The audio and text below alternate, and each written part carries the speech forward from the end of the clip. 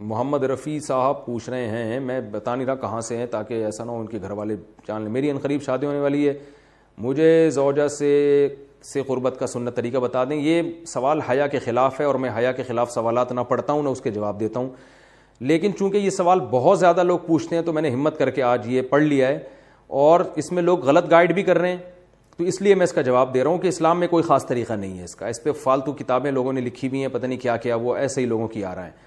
تو یہ چیز نیچرل ہے۔ جیسے کوئی پوچھے کھانا کھانے کا طریقہ کیا ہے، تو بھائی منہ میں نوالا ڈال کے چباؤ، نگل لو، خود بخود فطرت سکھاتی ہے انسان کو۔ تو ایسی زوجہ کے قریب فطرت خود سکھا دیتی ہے۔ ہاں، شریعت نے جس طریقے کو حرام قرار دیا ہے وہ سب کو معلوم ہے کہ جو ہے وہ اللہ تعالیٰ نے جو بدکار لوگ جس طرح سے کرتے ہیں، جو لڑکوں سے بدفعلی کرنے والے لوگ ہیں، وہ طریقہ حرام ہے۔ تو باقی اللہ تعالیٰ نے میاں بیوی کا معاملہ رکھا ہے، ایک دوسرے کا لباس ہے، تو کمرے کی باتیں ہیں وہ جیسے چاہیں مناسب سمجھیں، وہ ان کا اپنا ذاتی عمل ہے، اس کا کوئی خاص طریقہ نہیں ہے، اور یہ نیچر انسان کو خود سکھاتی ہے۔ نہ یہ طریقے نہ کسی سے سیکھنے کی ضرورت ہے۔ بعض لوگ تو حد درجے کی بے شرمی کرتے ہیں، وہ شادی سے پہلے جو ہے وہ فحش فلمیں دیکھتے ہیں تاکہ ہمیں طریقہ آ جائے۔ یہ انتہائی درجے کی بےہودگی ہے، انتہائی درجے کی ایک لعنتی عمل ہے یہ۔ تو یہ کوئی خاص طریقہ نہیں ہے۔ میاں بیوی ایک دوسرے کا لباس ہیں، وہ جس طرح سے ایک دوسرے کو سیٹسفائی کر سکتے ہیں وہ کر لیں، تاکہ ان کی توجہ کسی اور طرف نہ جائے، وہ حلال کی تسکین ان کی بند کمرے کے اندر ہو جائے۔ اور یہ باتیں لوگوں سے شیئر بھی نہیں کرنی چاہیے۔ آج یہ بھی ایک حرام کاری ہو رہی ہے، میں بہت سخت الفاظ استعمال کر رہا ہوں اس لیے کہ یہ، اور میرے پاس کوئی ہلکا لفظ نہیں ہے۔ وہ کیا ہوتا ہے کہ مرد اپنی زوجہ سے ہم بستری کر کے اس کے راز دوستوں کے سامنے فاش کر رہا ہوتا ہے، میں نے ایسے کیا، میں نے ایسے کیا۔ لڑکیاں بتا رہی ہوتی ہیں اپنی فرینڈز کو کہ میرے شوہر نے میرے ساتھ ایسے کیا۔ یہ بہت لعنتی عمل ہے۔ آپ صلی اللہ علیہ وسلم نے فرمایا جو عورت اپنے شوہر کے راز یا شوہر بیوی کے راز فاش کرتا ہے اس پر لعنت ہے، حدیث کا مفہوم ہے یہ۔ تو یہ بند کمرے کی میاں بیوی کی باتیں، جس طرح سے وہ ایک دوسرے کو سیٹسفائی کر سکتے ہیں وہ کریں، ایک دوسرے کے لیے وہ حلال ہیں، اور بس وہ طریقہ جو لڑکوں سے بدفعلی والا طریقہ ہے وہ طریقہ اسلام میں حرام ہے۔ اور اسی طرح اورل سیکس پہ بھی میں ایک کلپ ریکارڈ کروا چکا ہوں، وہ بھی سن لیا جائے، یا علماء کی جو اس بارے میں رائے ہے وہ دیکھ لی جائے۔ تو اس کے علاوہ جو بھی ہے میاں بیوی ایک دوسرے کے لیے اللہ نے حلال کیے ہیں، کوئی خاص طریقہ نہیں ہے۔ اور یہ حیا کی باتیں، ان کو بند کمرے کے اندر ہی رہنا چاہیے ان چیزوں کو۔ اور اس کے لیے جو فحش فلمیں دیکھی جا رہی ہیں یہ بہت غلط حرکت ہے، اور اس کو نا ایک ایجوکیشن کا نام دے دیا گیا اس زمانے میں، اور سیکس کی تعلیم کے نام سے بچوں کو پڑھایا جا رہا ہے اسکول میں۔ یہ سب بےہودگی ہے۔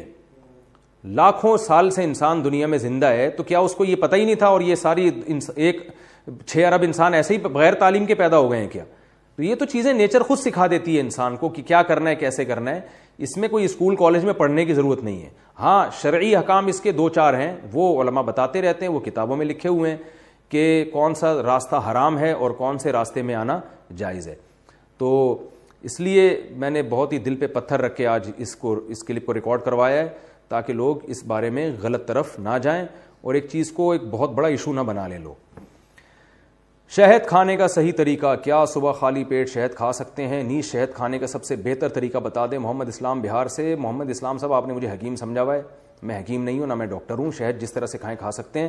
اچھا، شہد کے فضائل میں اتنی بات تو ثابت ہے کہ اس میں شفا ہے، باقی کھانے کے جو طریقے حدیثوں میں بیان کیے جاتے ہیں نا، یہ ضعیف من گھڑت حدیثیں اکثر، کہ جو خالی پیٹ شہد کھائے گا اس کو یہ فائدہ ہوگا، ایسی کوئی روایتیں نہیں ہیں، موضوع من گھڑت روایتیں ہیں۔ کچھ شہد کے بارے میں حدیث صحیح بھی ہے، لیکن عام طور پر جو حکیموں کی کتابوں میں حدیثیں لکھی ہوتی ہیں اکثر من گھڑت ہیں۔ تو شہد کھائیں، بس نہار منہ کھائیں، ناشتے کے بعد کھائیں، یا آپ جانیں، آپ کا پیڑ جانے، آپ کے محلے کے ڈاکٹر یا حکیم جانے۔ تو میں تو آپ کو یہ بتاؤں گا کہ کھائیں ضرور، خالص شہد و بشرطے۔ زوجہ سے جو ہم بستری ہے وہ صرف اسی راستے میں جائز ہے جس سے اولاد ہوتی ہے، کیونکہ عورت کو اللہ نے بنایا ہے نسل بڑھانے کے لیے۔ تو کوئی بھی ایسا ہم بستری کا طریقہ اختیار کرنا جو نسل بڑھانے کا ذریعہ نہ ہو، یعنی وہ نیچرل نہ ہو، تو وہ حرام ہے۔ تو اس میں اللہ نے یہ حکم دے دیا۔ تو اس سے صاف یعنی حدیث سے بھی پتہ چلتا ہے، اور تمام فقہاء کا اجماع بھی ہے اس آیت کی روشنی میں کہ مسئلہ تھوڑا حیا کے خلاف ہے، لیکن میرا خیال ہے بتانا ضروری ہے کہ پچھلے راستے سے عورت سے ہم بستری کرنا بالکل حرام ہے، ناجائز ہے، اور نبی صلی اللہ علیہ وسلم کی اس پہ بہت شدید لعنت ہے، بہت شدید وعید ہے۔ تو یہ بالکل اللیگل ہے اسلام میں کہ عورت کے پچھلے راستے سے اس سے ہم بستری کی جائے۔ جو لوگ لڑکوں سے بدفعلی کے عادی ہوتے ہیں ان کو یہ ایک چسکا لگ جاتا ہے، تو یہ حرام ہے، ناجائز ہے، کیونکہ اللہ نے بتا دیا کہ یہ تمہارے لیے بمنزلہ کھیل۔ مفتی طارق مسعود کے بیانات کے لیے طارق مسعود آفیشیل کو سبسکرائب کریں۔ طارق مسعود آفیشیل۔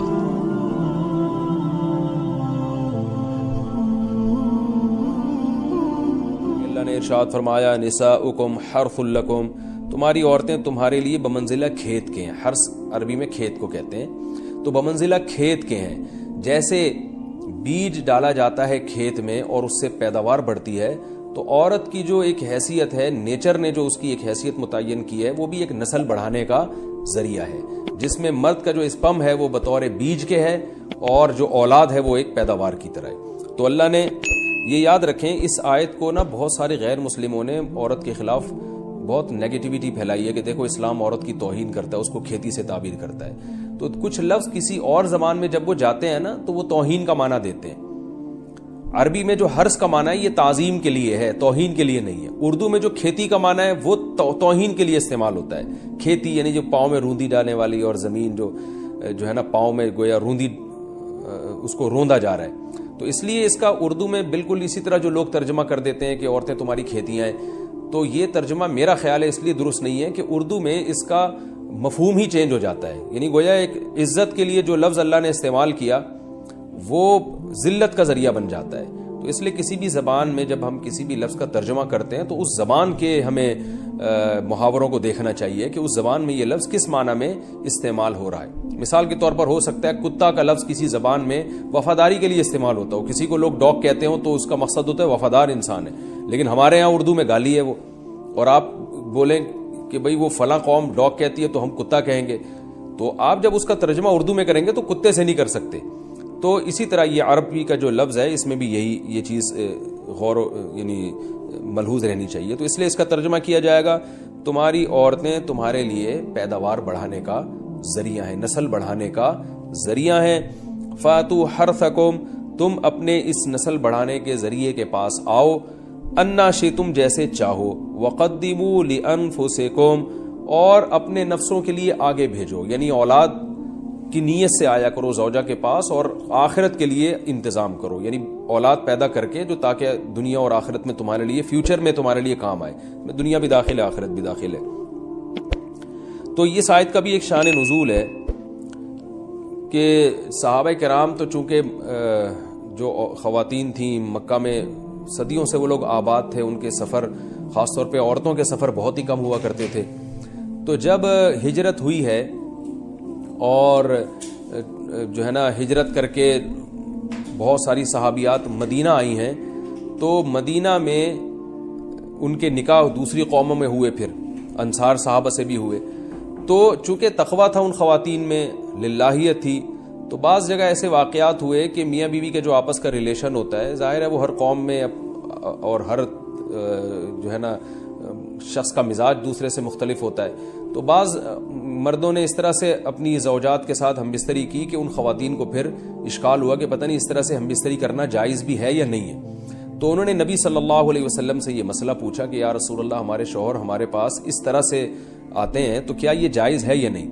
تو ان کے سوال کو بھی مبہم رکھا گیا اور قرآن نے اس کے جواب کو بھی کنایتاً بیان کیا، کیونکہ مسئلہ بظاہر حیا کے خلاف ہے، تو قرآن جب بھی کوئی ایسی بات ہوتی ہے تو اشارتاً کنایتاً اس کا تذکرہ کر دیتا ہے تاکہ مسئلہ بھی واضح ہو جائے، کیونکہ ظاہر ہے اس کی ضرورت تو قیامت تک آنے والے انسانوں کو پڑ سکتی ہے نا۔ یہ تو ہر میاں بیوی کا اپنا ایک ذاتی مسئلہ ہوتا ہے کہ ہمیں کس طرح سے پرمیشن ہے، کس طرح سے پرمیشن نہیں ہے۔ تو اللہ تعالیٰ نے بھی اشارتاً ہی اس حکم کو قرآن میں بیان کر دیا، اور قرآن میں اس لیے بیان کیا کہ تاکہ اس میں کوئی اجتہادی اختلاف کی گنجائش نہ رہے۔ تو اللہ نے قرآن مجید میں بیان کیا، فرمایا نساؤکم حرث لکم، تمہاری جو ازواج ہیں، تمہاری جو بیویاں ہیں، وہ تمہارے لیے بمنزلہ کھیت ہیں۔ کھیت کا مطلب کیا ہوتا ہے؟ پیداوار بڑھانے کا ذریعہ۔ تو اس میں سب سے پہلا مسئلہ تو قرآن نے یہ بیان کر دیا کہ زوجہ سے جو ہم بستری ہے وہ صرف اسی راستے میں جائز ہے جس سے اولاد ہوتی ہے، کیونکہ عورت کو اللہ نے بنایا ہے نسل بڑھانے کے لیے۔ تو کوئی بھی ایسا ہم بستری کا طریقہ اختیار کرنا جو نسل بڑھانے کا ذریعہ نہ ہو، یعنی وہ نیچرل نہ ہو، تو وہ حرام ہے۔ تو اس میں اللہ نے یہ حکم دے دیا۔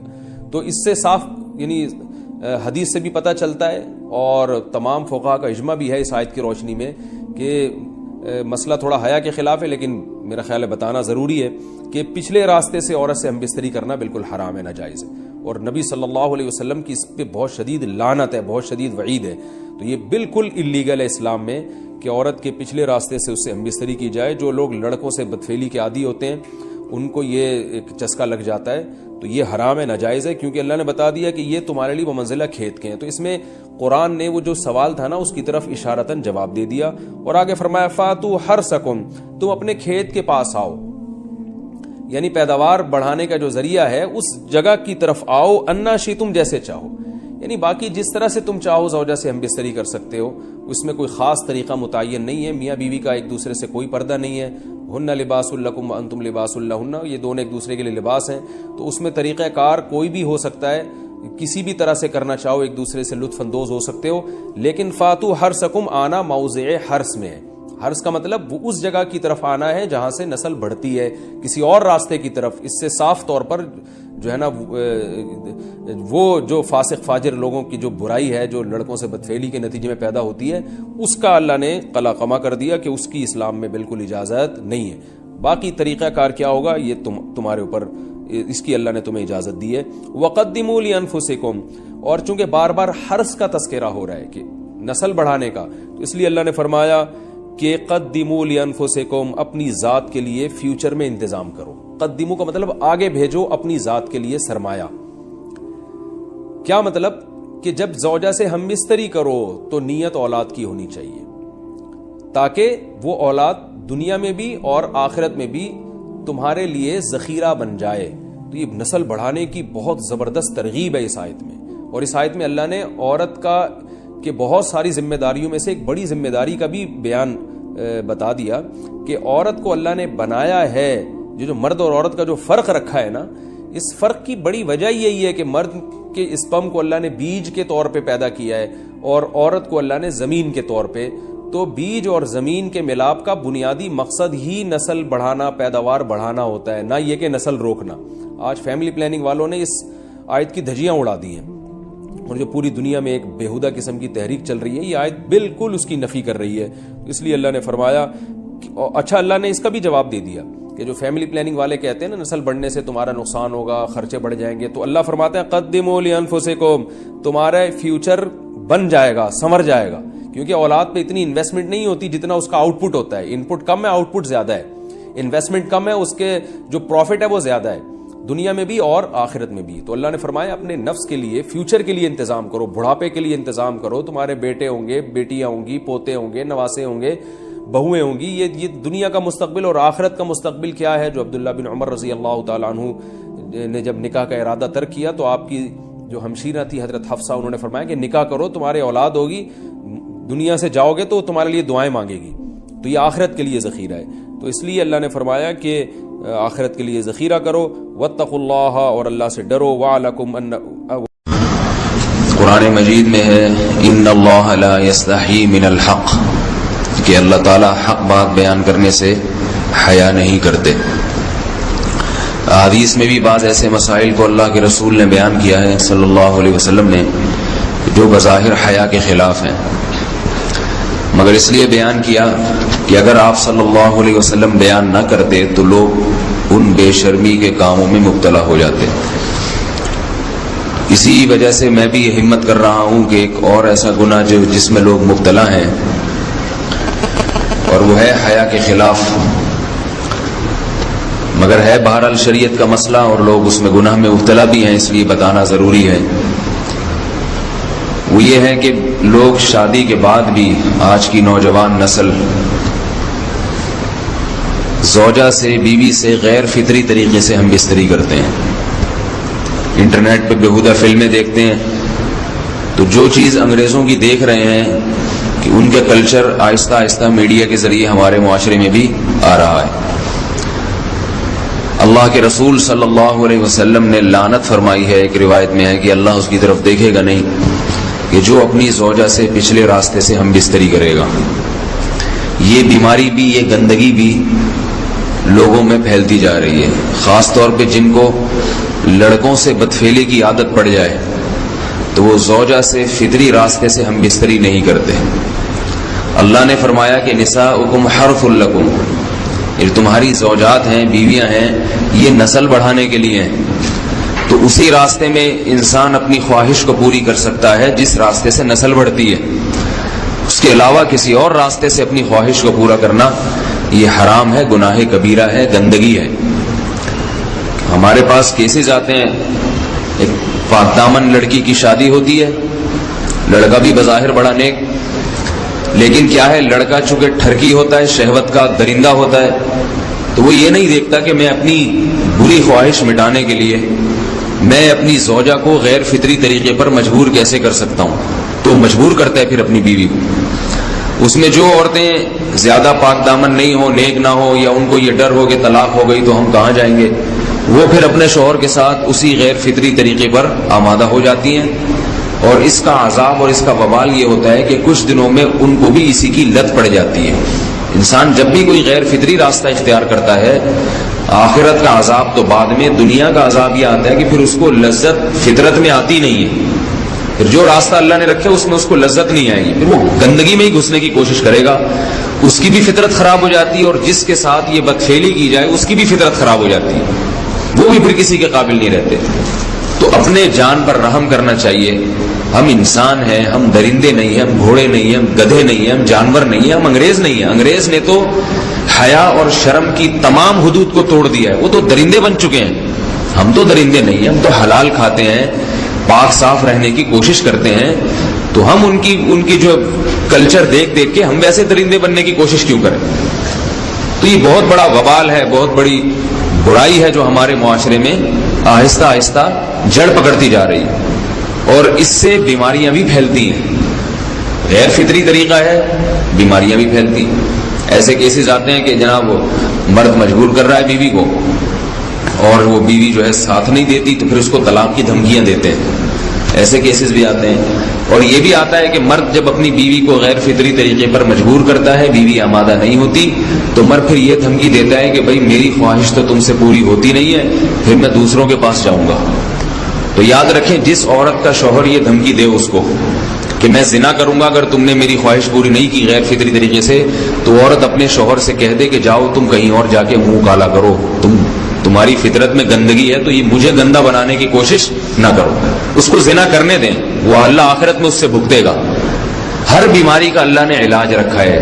اللہ کے رسول صلی اللہ علیہ وسلم نے فرمایا، صحیح بخاری کی حدیث، ما انزل اللہ من داء الا انزل له دواء. کوئی بیماری ایسی نہیں ہے جو اللہ نے نازل کی ہو اور اس کے لیے دوا نہ رکھی ہو دنیا میں. تو اگر کسی کو ایسی لت پڑ گئی ہے غیر فطری کام کی، تو اس کو چاہیے کہ وہ اپنا علاج کرائے، ڈاکٹر سے بھی رابطہ کرے. اور سب سے بڑا علاج یہ کہ کچھ وقت صبر کرے گا، چھوڑ دے گا کچھ عرصے کے لیے، تو خود بخود آہستہ آہستہ صحیح ہو جائے گا. ایک آدمی شراب کا عادی ہے، ایک علاج تو یہ کہ ڈاکٹروں سے رابطہ کرے، بہتر علاج کے چھوڑ دے. کتنے دن تڑپے گا؟ 1 دن 2 دن 3 دن 4 دن 1 ہفتہ 2 ہفتہ، بہت زیادہ سال ہو جائے گا نا، اس کے بعد خود بہت ٹھیک ہو جائے گا. سگریٹ کا عادی ہے، چھوڑ دے گا. تو کتنے لوگ ہم نے دیکھے ہیں دن میں 20 سگریٹ پیتے تھے، چھوڑنے پر آئے تو بالکل ایک دم چھوڑ دی انہوں نے، آہستہ آہستہ کر کے چھوڑ دی، لیکن تکلیف ہوئی مگر عادی ہو گئے. تو اب کسی کو یہ لت پڑ گئی ہے غلط کام کی، برائی کی، تو اس کا بہترین علاج یہ ہے کہ وہ اپنے آپ کو بدلنے کی کوشش کرے، ماحول بدلے، اور کچھ وقت صبر کرے گا تو اللہ اس سے یہ عادت چھڑا دے. نہیں کی، صبر نہیں کیا اس نے، پھر اسی گندگی میں موت واقع ہوگی، پھر آخرت کا عذاب بہت سخت. نسلیں برباد ہو جاتی ہیں اس عمل سے انسان کی. تو بات حیا کے خلاف ہے، مگر یہ کہ ایک بزرگ تھے وہ بات فرما رہے تھے، تو کسی نے پوچھا کہ حضرت آپ حیا کے خلاف بات کرتے ہیں، تو انہوں نے فرمایا تم بے حیائی کے کام نہیں چھوڑتے، ہم اس چھڑوانے کے لیے بات کریں تو ہم برے ہیں، اور تم کام کرو تو بھی برے نہیں. برائی کا کام کرنے میں برا نہیں بنتا، اور برائی کے خلاف بولنے والا برا بن جاتا ہے کہ دیکھو یہ کیسی باتیں کر رہے ہیں. تو بھائی باتیں ہیں اس لیے ہیں کہ یہ معاشرے میں یہ برائی پھیلتی چلی جا رہی ہے، اور یہ ہماری اپنا کلچر نہیں ہے، یہ امپورٹ ہو رہا ہے باہر سے، یہ امپورٹ ہو رہا ہے، یہ وہاں میڈیا کے ذریعے آ رہا ہے. تو وہ چیزیں دیکھا نہ کریں اور ان لوگوں سے دور رہا کریں. ہمیں تو دین کا داعی ہو کے ان کو ہدایت پر لانا تھا، بجائے ہم ہدایت پہ چل کے دوسروں کو چلانے والے بن کے ان کے راستے پہ ہم نے چلنا شروع کر دیا. اللہ تعالیٰ ہمیں اب دیکھیں ان کے ہاں ایڈز کا مرض پھیل گیا ہے. آپ بتائیے یہ ایڈز کا مرض ہمارا ہے کیا؟ یہ بیماری ہماری ہے یا ان کی ہے؟ ہمارے یہاں بیماریاں ہیں، کھانسی ہے، نزلہ ہے، ٹھیک ہے نا، بلڈ پریشر ہے، شوگر ہے، یہ بیماریاں ہماری ہیں. کوئی اللہ کا شکر ہے گندی بیماری ہمارے ہاں نہیں ہے. جتنی گندگیاں ہیں وہاں سے آ رہی ہیں. ایڈز کا مرض وہاں سے امپورٹ ہوا ہے. وہ ایڈز کا مرض اسی بدفعلی کی وجہ سے پیدا ہوتا ہے، اسی سے جراثیم پیدا ہوتے ہیں، اور اتنا خطرناک مرض کہ ایسے متعدی ایسے پھیلتا ہی. افغانستان میں ایڈز کا ریشو 0 تھا، 0. وہ جانتے نہیں تھے کہ ایڈز کا مرض ہوتا کیا ہے. جب سے امریکن آرمی، برطانیہ آرمی افغانستان میں آئی ہے، فوجی آئے ہیں، افغانوں میں ایڈز کا مرض پھیل گیا ہے. انہوں نے وہاں بدفعلیاں شروع کر دی ہیں. تو وہ تو حالانکہ ان کے لیے زنا کتنا سستا ہے، کتنا سستا ہے نا ان کے لیے زنا، پھر بھی وہ لڑکوں کی طرف مائل ہوتے ہیں.